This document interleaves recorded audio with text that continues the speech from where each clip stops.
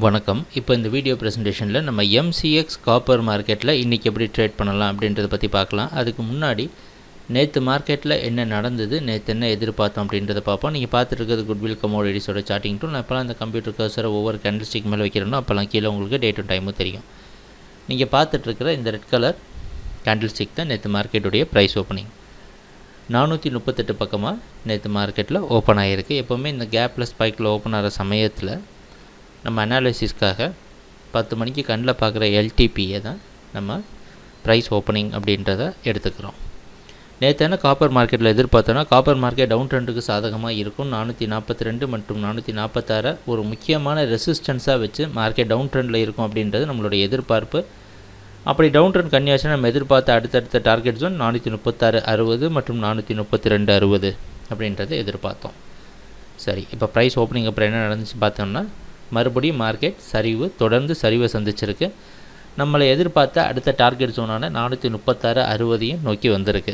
ஆனால் முழுசாக வரல, 436.80 பக்கமாகவே மார்க்கெட் ரிட்டர்ன் ஆகிருக்கு. அதுக்கப்புறம் பார்த்துங்க ரொம்ப பெரிய கன்சால்டேஷன் நடந்திருக்கு. மேலேயும் கீழேயும் வர முடியாமல், மேலேயும் போக முடியாமல் ஒரு மிகப்பெரிய கன்சால்டேஷன் நடந்திருக்கு.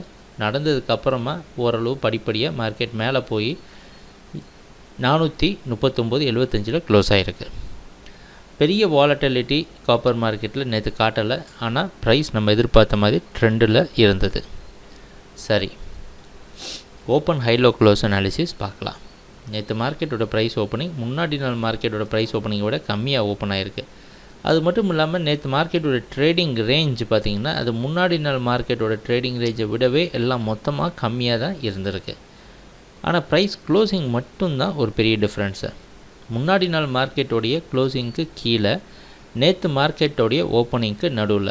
ஸோ இது பாருங்கள், மேலே நேற்று மார்க்கெட்டோட ப்ரைஸ் க்ளோசிங் ரெண்டுத்துக்கும் நடுவில் இருக்குது. இன்றைக்கி என்ன காப்பரில் ட்ரேட் பண்ணலாம், எப்படி பண்ணலாம் அப்படின்னு பார்த்தீங்கன்னா, காப்பர் மார்க்கெட் மறுபடியும் 440 பக்கமாக ஓப்பன் ஆகிறதுக்கு வாய்ப்பு உண்டு. இது வெளிநாட்டில் இருக்க காமெக்ஸ் மார்க்கெட் வச்சு நம்ம கணிக்கிறோம். மறுபடியும் 442, 446 இந்த ரெண்டையும் ஸ்ட்ராங்கான ரெசிஸ்டன்ஸாக வச்சு காப்பர் மார்க்கெட் ட்ரேட் ஆகும் அப்படின்றத எதிர்பார்க்குறோம்.